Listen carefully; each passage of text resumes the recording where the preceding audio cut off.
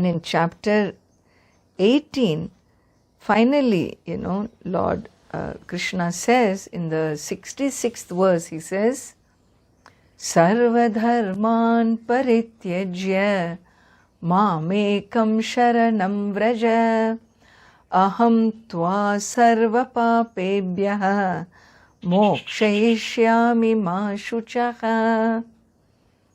And so may you come to me. The only delay in reaching the destination is that we have not taken our step forward towards the divine. When you take a step forward, divinity takes a leap forward.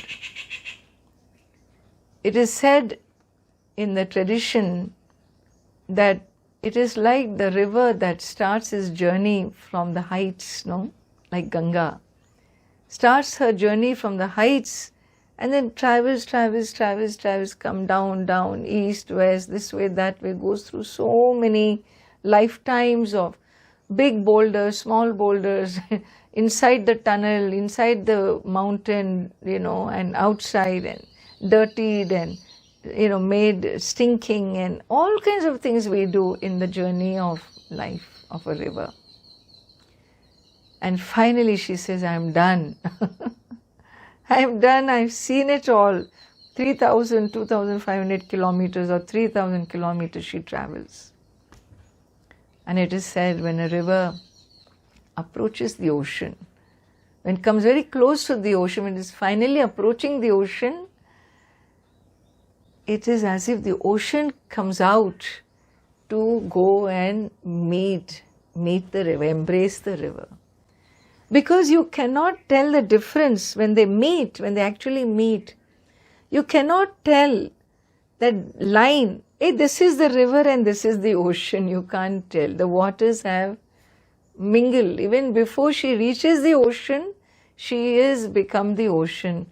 The ocean has taken her in its embrace, and this is precisely what is that aikyam, that oneness.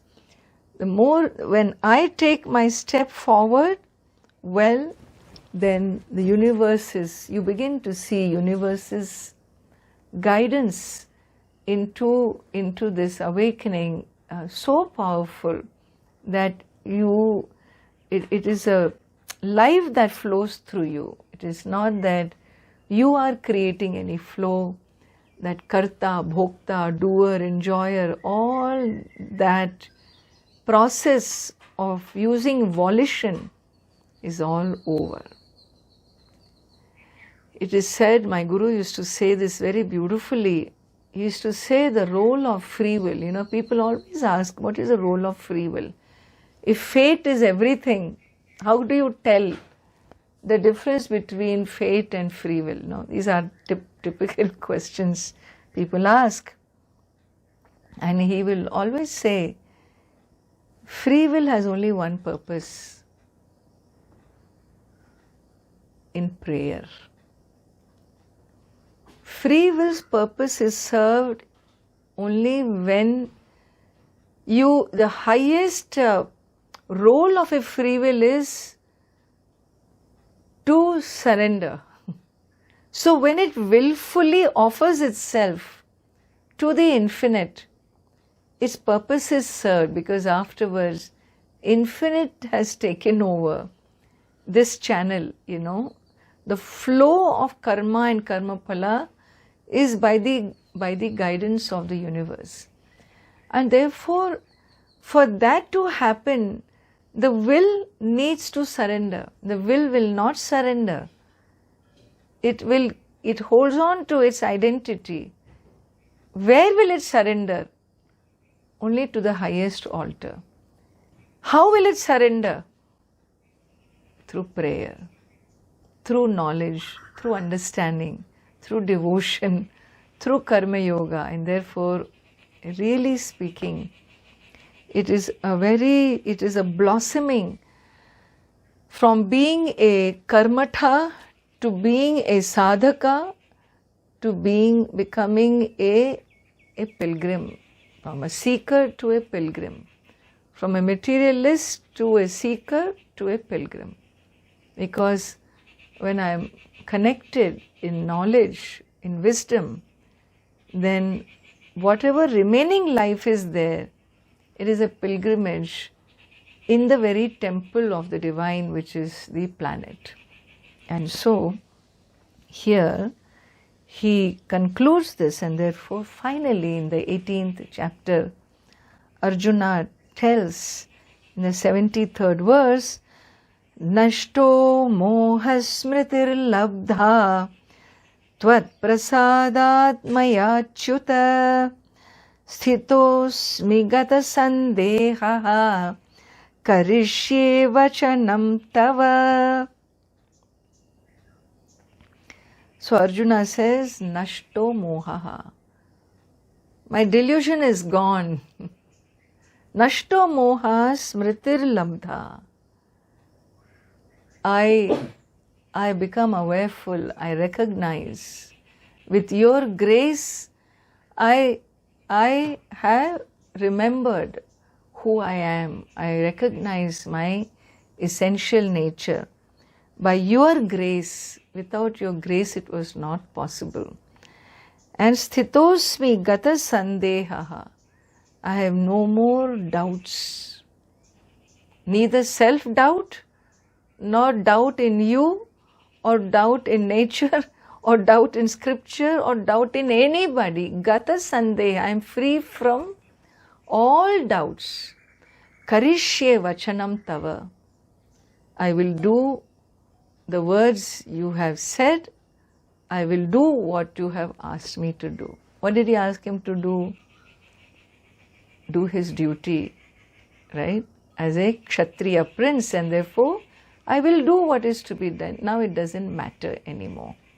And therefore this is Arjuna's final statement, His last statement of the Gita is, I am free. And with that, Sanjaya uses another 2-3 verses to simply glorify the Bhagavad Gita. And in concluding statement he says, Yatra Yogeshwara Krishnaha Yatra Partho Dhanurdharaha Tatra Shrir Vijayo Bhutihi Dhruvani Tirmatir Mama. So Yatra Krishnaha, wherever there is Lord Krishna, who is Krishna? Yogeshwaraha. So he is the, he is the Lord, he is the Lord of yoga, he is the Lord of all that is. And yatra partho dhanurdharaha, and where there is a disciple like Arjuna, who is the one who wielded the Gandiva bow, dhanurdharaha, tatra, there, wherever there is a teacher like Krishna, wherever there is a disciple like Arjuna, what? He says, Tatra Shrihi, there will be goodness, Vijayaha, victory, Bhutihi, glory. And who said so? Dhruva Nitihi, Matir Mama. He says, this is a unfailing Niti, this is a law of the universe, that there will be only Shri, Bhuti, Shri, Vijayaha and Bhuti. This is a law of the universe. This law will never fail when such a combination comes together. And therefore, what more we want? Life is complete, not this life complete. Many, many eternal lives. A soul lives eternal lives to reach a point like this, where you get access to the scriptures like this, which opens you up to blossom into your highest nature. And this learning, this opportunity to live life in this manner, we cannot miss. It will be stupid if we just brush it off and do things which are headless afterwards.